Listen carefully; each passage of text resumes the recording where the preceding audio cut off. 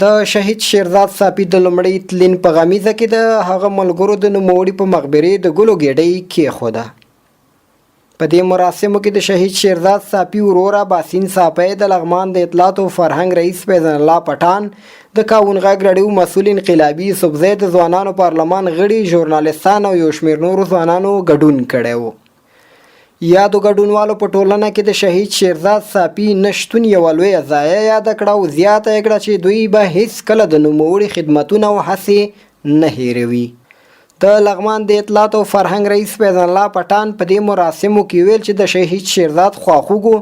نن د نوموړي د لومړي تلین په پار د هغه مقبرې ته راغلي وو. د دعا ترڅنګ د مرحوم پر مقبرې د ګلو ګیډۍ کیښوده. د شهید شیرزاد لومړی تلین ده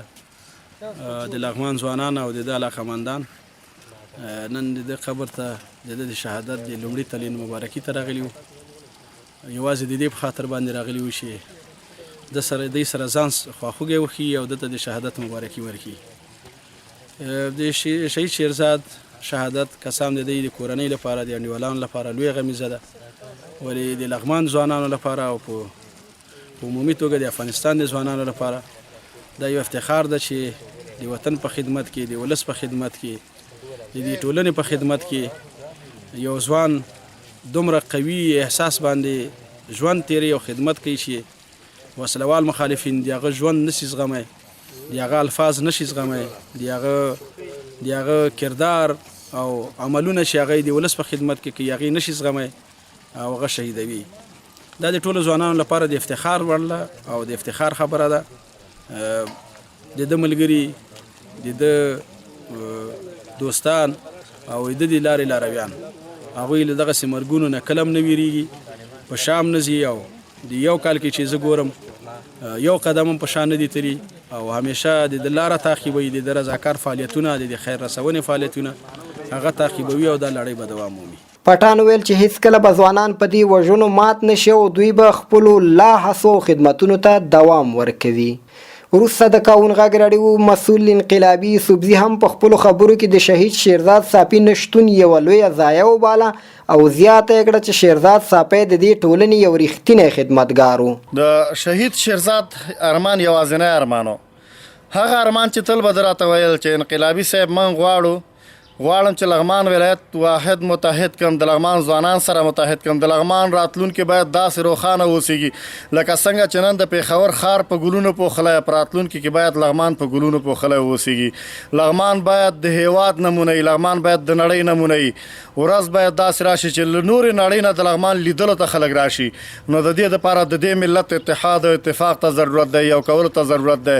دا ملت او دا وطن دا خلک به سره یو کوم او کوشش به دا کوم چې په راتلونکي 15 کلونو کې لغمان دې حد ته ورسوم چې لغمان باید د پېښور په څېر یو ښکلی ښار واوسیږي، لا تر هغه نه ښکلی د مریم کالام په څېر باندې اوسیږي. د درېسري په بیخ کې چې ده کوم باغ جوړ کړی د ده مطلب دا و چې په راتلونکي کې باید دا باغ، دا سیمه، دا د افغانستان د ټولو افغانانو بلکې د ټولې اروپا او امریکا، حتی د ویل چې ورځ به زه وي چې زه به ژوندی یم د امریکا نه به یو څوک راځي وایي به چې لغمان ته ځم د سیل او سیاحت دپاره. د هغه دا ارمان و، د لغمان جوړول، د لغمان یو کول، د لغمان متحد کول. اما د وطن د لغمان د یووالي دښمنانو پرې نه ښود او له موږ یې واخیست. نوموړي ویل په دې ټولنه کې چې هر څوک خدمت کوي او خلکو ته منډې وهي، څوک یې خدمت نشي زغملی او بالاخره یې شهیدوي.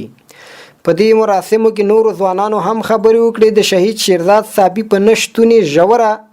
خواخوږي څرګنده کړه. نن چې موږ دلته دغه ځوانان راټول شوي وو، ډېری ځوانان د شیرزاد صافی لومړنۍ کلیزه ده،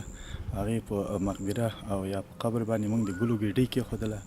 او هم دا ځوانانو هم دلته دا خبره وکړه چې موږ به د شیرزاد